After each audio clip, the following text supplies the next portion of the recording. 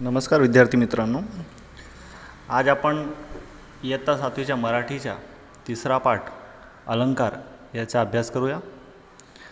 हा व्हिडिओ सुरू करण्याआधी आपण जर माझ्या चॅनलला सबस्क्राईब केलं नसेल तर माझ्या चॅनलला सबस्क्राईब करा आणि नोटिफिकेशन मिळवण्यासाठी बेल आयकॉनवर क्लिक करा. नमस्कार. पाठ अलंकार याचा अभ्यास करूया. सर्वात आधी आपण बघूया त्याचे लेखक. तर त्याच्या लेखिका आहेत सुधा मूर्ती. त्यांचा जन्म इसवी सन 1950 साली झाला होता. कर्नाटकातील हावेरी या जिल्ह्यामध्ये त्यांचा जन्म झाला.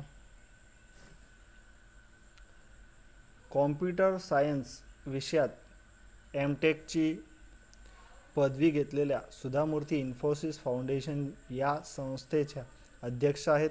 त्याबरोबरच त्यांनी लेखनामध्येही प्रावीण्य मिळविले आहे. गोष्टी माणसांच्या महाश्वेता या त्यांच्या गाजलेल्या कलाकृती आहेत. ही त्यांच्या पुण्यभूमी भारत या संग्रहातून हा पाठ घेण्यात आलेला आहे. एकीकडे सोन्या मोत्याचे दागिने तर दुसरीकडे मैत्री न मोजता येण्यासारखे मोल यांच्यात महत्त्वाचे काय ही गोष्ट वाचली की तुम्हालाही कळेल. लेखिकेचा परिचय मिळवल्यानंतर पाठ सुरू करण्याआधी आपण पाठातील काही महत्त्वाच्या शब्दार्थांचा अभ्यास करूया, परिचय मिळवून घेऊया. तर पहिला शब्द आहे पाठाचं नाव अलंकार, याचा अर्थ होतो दागिना. दुसरा शब्द आहे मनमोकळा. मनमोकळा म्हणजे सरळ स्वभाव असलेला व्यक्ती. दुसरं सधन. सधन म्हणजे धन असलेला. ओघ. ओघ म्हणजे प्रवाह. त्याच्यानंतर आर्थिक. आर्थिक म्हणजे पैशाविषयी, पैशांच्या बाबतीत. तिसरं आहे त्याच्या पुढचा एक शब्द आहे चिरस्थायी. चिरस्थायी म्हणजे कायम टिकणारे. त्याच्यानंतर येतं ड्रेसिंग रूम म्हणजे पोशाख करण्याची, पोशाख बदलण्याची खोली. डायमंड शॉप म्हणजे हिऱ्याचे दुकान. डिझाईन म्हणजे आकार, घाट, घडण. अरेबियन म्हणजे अरबस्थानातील. ज्याप्रमाणे भारतातील असलं तर त्याला आपण भारतीय म्हणतो, त्याप्रमाणे अरबस्थानातील असलं तर त्याला अरेबियन असं म्हणतात. अँटिक म्हणजे जुन्या तऱ्हेच्या, जुन्या आकाराच्या, जुन्या काळातला. भपकेबाज म्हणजे दिमागदार. पॉर्च म्हणजे देवडी किंवा दारासमोरील बांधीव जागा, बांधलेली जागा असते ती. सुनामीग्रस्त म्हणजे समुद्रातील भूकंपामुळे उसळणाऱ्या प्रचंड लाटामुळे नुकसान झालेले लोक, ज्यांचे नुकसान झाले अशा सुनामीमुळे, त्या लोकांना सुनामीग्रस्त असे म्हणतात. ॲलर्जी म्हणजे एखाद्या पदार्थामुळे शरीरावर काही विपरीत परिणाम होतो, त्याला ॲलर्जी असं म्हणतात. पुढं कुजबुजणे म्हणजे हळू बोलणे. आता बघूया वाक्प्रचार. वाक्प्रचार म्हणजे येणारे काही विशिष्ट शब्द, वाक्याचे भाग, त्याला वाक्प्रचार असे म्हणतात. स्थायिक होणे म्हणजे कायम राहणे. डोळे दिपून जाणे म्हणजे चकित होणे. कीव येणे, कीव करणे आपण म्हणतो ना, दया करणे, दया दाखवणे एखाद्यावर. पैसे मोजणे म्हणजे किंमत चुकवणे, चुकती करणे. रस नसणे म्हणजे आवड नसले, एखादी गोष्ट आवडत नसली तर त्याच्यात मला रस नाही असं आपण म्हणत असतो. प्रतिक्रिया आजमावणे म्हणजे मनावरील परिणामाचा अंदाज घेणे. धुडकावून लावणे म्हणजे सपशेल नकार देणे. कोणत्या गोष्टीला आपण एखाद वेळेस नकार दिला तर त्याला धुडकावून लावणे असे म्हणतात. बडेजाव मिरवणे म्हणजे दिमाग दाखवणे, एखाद्या गोष्टीचा मोठेपणा दाखवणे, त्याला बडेजाव म्हणणे, बडेजाव मिरवणे असं म्हणता येतं. आता या पाठामध्ये काही महत्त्वाच्या म्हणी आपल्या मराठी भाषेतील या पाठामध्ये घेण्यात आला आहे, त्याचा पण आपण अर्थ समजून घेऊया.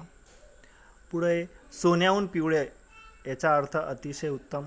खूपच छान गोष्ट असली, अतिशय उत्तम असली तर आपण म्हणतो सोन्याहून पिवळं आहे असं म्हणतो. हाताच्या कंकणाला आरसा कशाला म्हणजे प्रत्यक्ष दिसणारी जी गोष्ट आहे त्याला पुराव्याची गरज पडत नाही असं त्याचं म्हणणं आहे. उदाहरणार्थ आपल्या हातात कंगन असलं तर त्याला बघण्यासाठी शोभून दिसतंय का नाही ते बघण्यासाठी आपल्याला आरशाची गरज पडत नाही. त्याचप्रमाणे प्रत्यक्ष दिसणाऱ्या गोष्टीला पुराव्याची गरज पडत नाही. चकाकते ते सोने नव्हे म्हणजे बाह्य स्वरूपाला बघून फसू नये. म्हणजे कोणत्याही गोष्टीचा बाह्य स्वरूप बघून आपण त्याच्याकडे आकर्षित होऊ नये. असं इथं सांगण्यात येतं या म्हणीमध्ये. रुद्राणी ह्या माझ्या चांगल्या मैत्रिणी, म्हणजे लेखिकेच्या चांगल्या मैत्रिणी. बरोबर. लेखिका कोण आहेत? सुधा मूर्ती. त्यांच्या चांगल्या मैत्रिणी आहेत. त्यापैकी रुद्राणी ही श्रीमंत घरची होती. लक्षात ठेवा, रुद्राणी कशी होती? श्रीमंत घरची होती. ते आपल्याला लक्षात पाहिजे. आम्ही बाकी सर्वजणी मध्यमवर्गीय कुटुंबातील होतो. रुद्राणी श्रीमंत घरची होती, बाकी सगळ्या मध्यमवर्गीय होत्या. रुद्राणी स्वभावाने कशी होती? तर लाजाळू आणि शांत होती. शालिनी कशी होती? तर तिचा स्वभाव दिलेला इथं. शालिनी ही बोलकी होती. बरोबर, खूप बोलकी होती. तिचा स्वभाव पण मोकळा होता. मालिनी फार बोलकी नव्हती, पण तशीच ती अगदी शांतही नव्हती. तिचं लग्न खूप सधन कुटुंबात झालं होतं, पण त्यांच्या मालमत्तेच्या संदर्भात कोर्टात खटला चालू होता. खटला म्हणजे आपण केस म्हणतो, ते चालू होतं. पुढे त्या तंट्यात त्यांच्या मालकीची बरीच मालमत्ता गेली होती. बरोबर, बरीच मालमत्ता म्हणजे पैसा बुडाला होता. एकंदर आम्हा सर्वांच्या आर्थिक परिस्थितीत फरक पडत गेला. म्हणजे हळूहळू काहींचे पैसे वाढत गेले, काहींमध्ये नाणकीय स्थिती म्हणजे आर्थिक स्थिती काहींची खराब होत गेली. तरीही आम्ही एकमेकींच्या घरी अजूनही जमत असतो. फक्त माझे कामाचे तास विचित्र असतात. म्हणजे लेखिका त्यांना काम ते म्हणजे याच्यावरून कळतं की लेखिका स्वतः इथं आपल्याला माहिती आहे की फाउंडेशनचे अध्यक्ष म्हणजे त्यांच्या कामाचे तास वेगळे होते. बरोबर. की प्रत्येक वेळी मला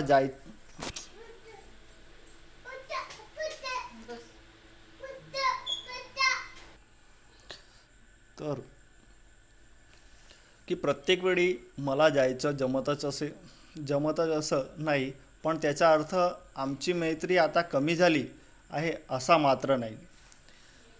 काळाच्या ओघात आपली अनेकांशी मैत्री होत असते, पण लहानपणाची मैत्री ही नेहमी चिरस्थायी स्वरूपाची असते. मात्र आपल्याला मैत्री टिकवायची असेल, बघा कोणती लक्षात ठेवायची, कोणती मैत्री चिरस्थायी म्हणजे जास्त वेळेपर्यंत टिकून राहते ती अशी असते, ती लहानपणची मैत्री.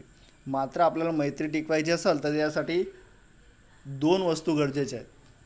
पहिलं तर एक पैशाच्या व्यवहारात नेहमी माणसाने कसं राहायला पाहिजे? चोख असलं पाहिजे. दुसरं म्हणजे कोणत्याही नात्यामध्ये प्रामाणिकपणा आणि मनमोकळेपणा असला पाहिजे. म्हणजे एकमेकांशी बोलताना आपल्याला काही लपवायची गरज पडायला नको. मनमोकळेपणाने मैत्रीमध्ये बोललं तर आपल्याला त्याचा वेगळाच आनंद येतो. त्या दिवशी आम्ही मालिनीच्या घरी जेवायला जमणार होतो. मी जाता वाटेत शालिनी आणि रुद्राणीला घेऊन जाणार होते. मी म्हणजे कोण? लेखिका सुधा. पहिल्यांदा मी शालिनीच्या घरी गेले. तिचं घर पाहून मला खूप आनंद झाला. आता ती लहानशा भाड्याच्या घरात राहत नव्हती, तर शिवनगरमध्ये तिचा भला मोठा बंगला होता. बघा कुठं बंगला होता तिच्या? शिवनगरमध्ये. बाहेरच्या बाजूला एक मर्सिडीज बेन्झ म्हणजे मोठी गाडी होती. आणखी 2 गाड्या उभ्या होत्या. तिच्या दोन्ही मुलांची लग्न होऊन दोन्ही कुठं परदेशी स्थायी झाले, तो विदेशात स्थायी झाले. तर परदेशी शब्द आला नवीन इथं. आम्ही लहानपणापासूनच च्या मैत्रिणी असल्यामुळे आम्ही एकमेकांच्या घरी मन मोकळेपणाने वावरत असू म्हणजे येणं जाणं बसणं बोलणं, त्याला वावरणे असे म्हणतात. कोणताही परकेपणा मनात न ठेवता मी शालिनीच्या घरी शिरल्यावर तिला शोधत तिच्या ड्रेसिंग रूममध्ये पोहोचले. ती अजून तयार नव्हती म्हणून मी तिला रागावले, पण तिला मात्र मला पाहून खूप आनंद झाला. ये ना ये, माझं आवरलंच, हे कोण म्हणालं? तर इथं शालिनी म्हणाली. बरोबर. आता पुढं बघूया. तिच्या हातात दागिन्याची पेटी होती. मागच्या कसोटीमध्ये हा पॅरेग्राफ होता बघा, लक्षात असेल तुम्हाला. तर तिच्या हातात दागिन्याची पेटी होती.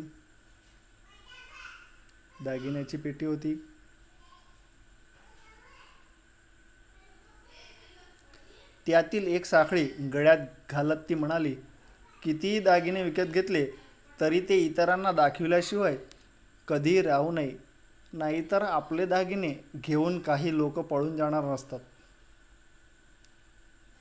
तिचं म्हणण्याचा अर्थ असा आहे की आपण दागिने दाखवलं तर त्याचा काय उपयोग होतो, असं तिचं म्हणणं आहे. इथं कळतंय आपल्याला. शालिनीनं एक चंदनी पेटी काढून माझ्यासमोर ठेवली. कोणती पेटी? चंदनी पेटी. ती दागिन्याची पेटी होती. तिनं ती उघडली.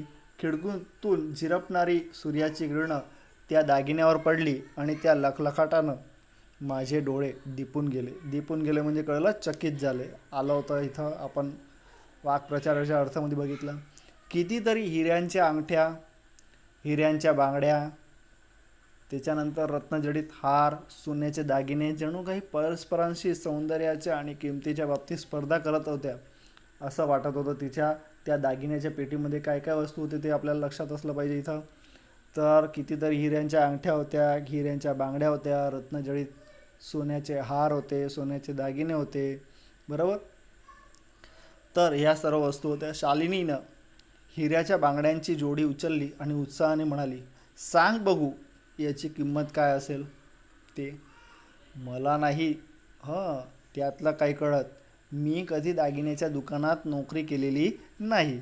मी माझं अज्ञान उघडं करत म्हणाले. म्हणजे अज्ञान म्हणजे थोडक्यात की मला याच्यात काही कळत नाही असं तिने उघड लगेच मैत्रिणीला सांगितलं. आपली सहसाची नेहमीची मैत्री असल्यामुळं तिनं माझी कीव केल्यासारखं म्हणजे दया दाखवल्यासारखं एकदा की लेखिकेला याच्यातलं काही कळत नाही म्हणून तिच्यावर दया दाखवत लेखिकेकडे तिने पाहिलं आणि तिच्या त्याच उत्साहात तिने पुढं बोलत राहिली आणि म्हणाली, आयुष्यात चांगल्या गोष्टीचा उपभोग घ्यायला शिकलं पाहिजे असं तिचं म्हणणं आहे.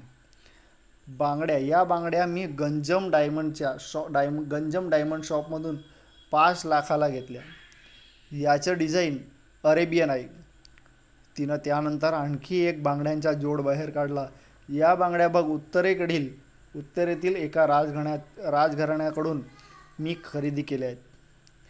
हा एक एंटिक नमुना आहे. एंटिक म्हणजे कळलं, जुन्या काळातला, पुरातन काळातला नमुना आहे.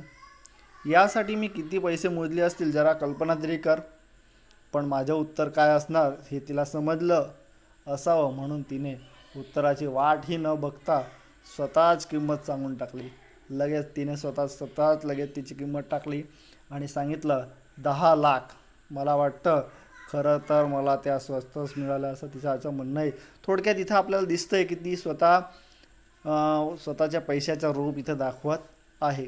हा रत्नजडित हार बघितलास, मुघले आझम सिनेमात मधुबालानं हुबेहूब असाच हार गळ्यात घातला आहे.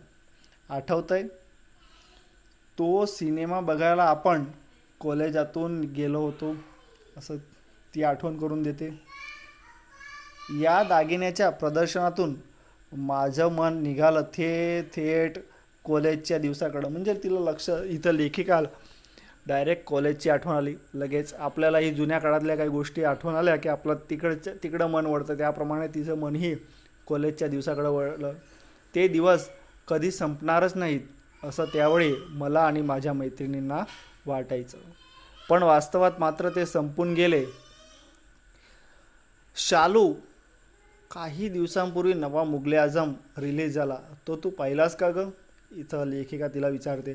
पण शालिनीचं माझ्या बोलण्याकडं लक्षच नव्हतं. तिचं लक्ष कुठं होतं तर लक्ष घ्या, तिचं लक्ष तिच्या हिऱ्याच्या दागिन्यामध्ये दाखवण्यामध्ये होता.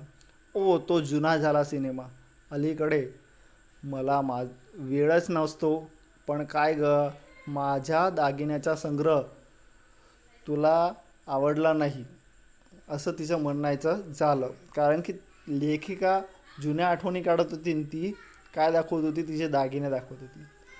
तिनं आपली एवढी संपत्ती माझ्यासमोर खुली करून ठेवली पण मला त्यात काहीच रस नव्हता. म्हणजे तिला त्याच्यात काही आवडच निर्माण होत नव्हती.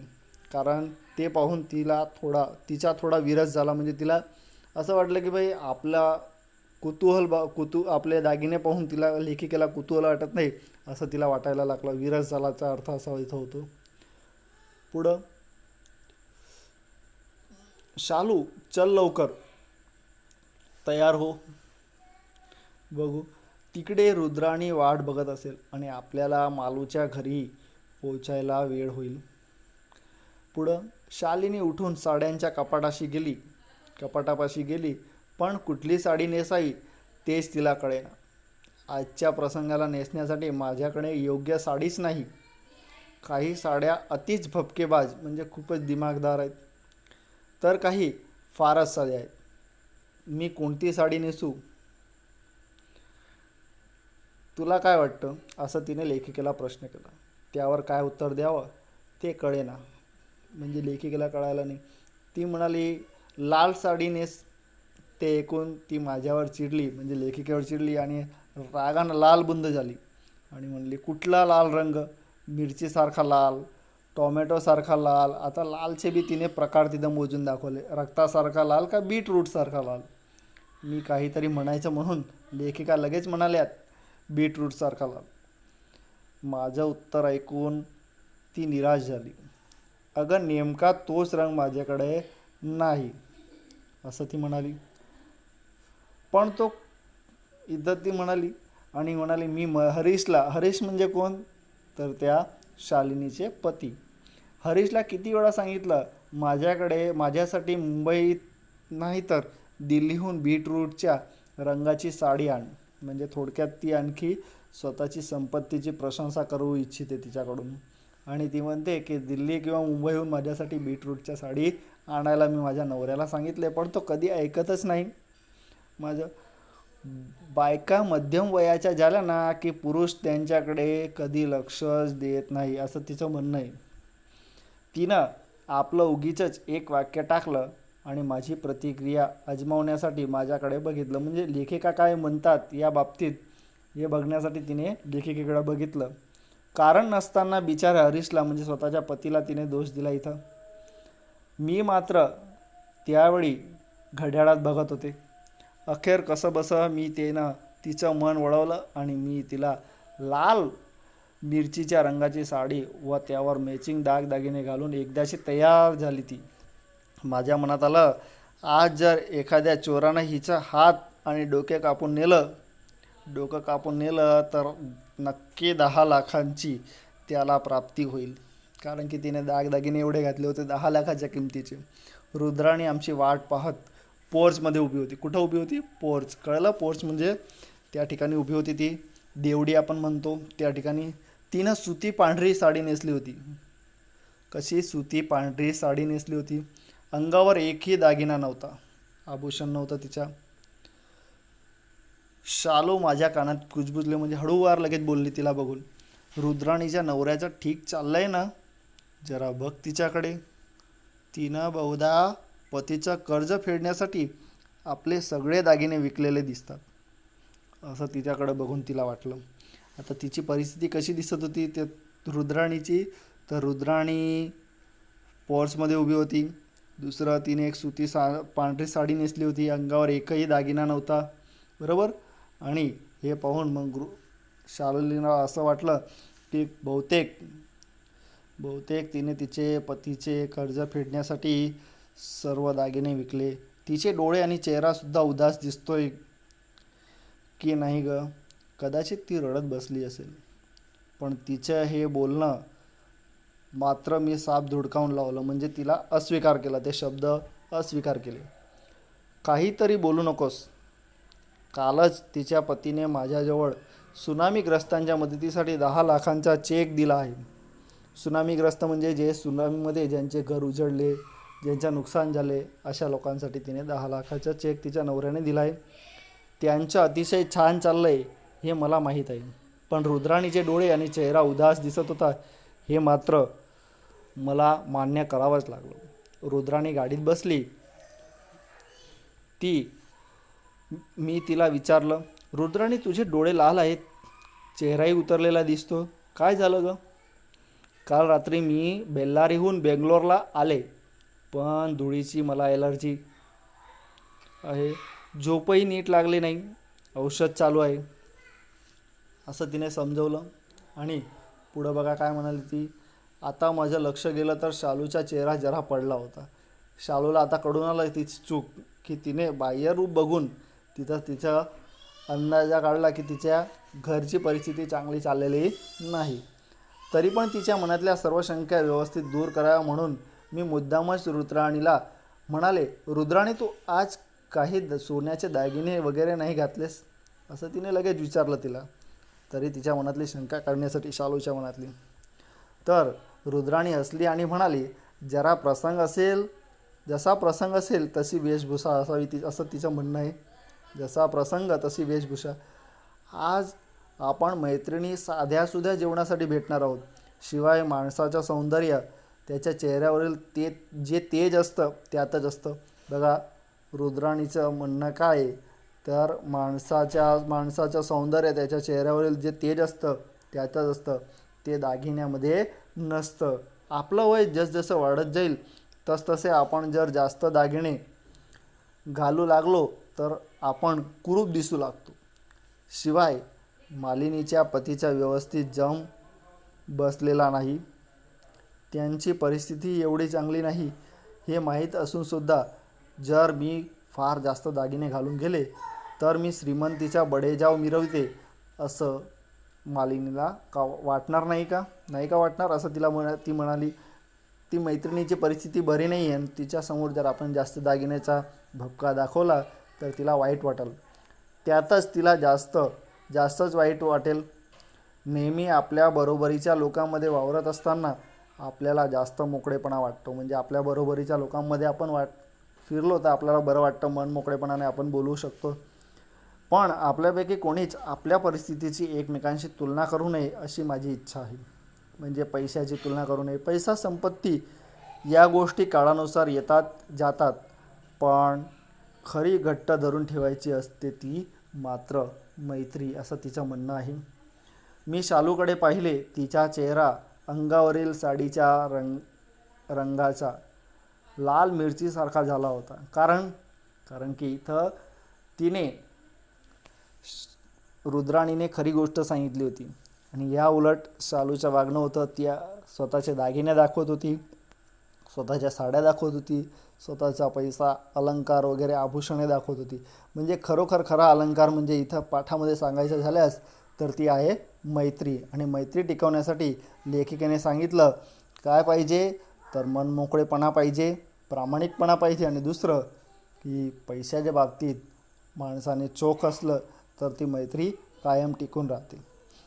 मला अपेक्षा आहे तुम्हाला या पाठामध्ये कळलं असेल आणि या पाठावर आधारित प्रश्नांच्या उत्तरांची आपण नंतर चर्चा करूया पुढच्या व्हिडिओमध्ये. नमस्कार.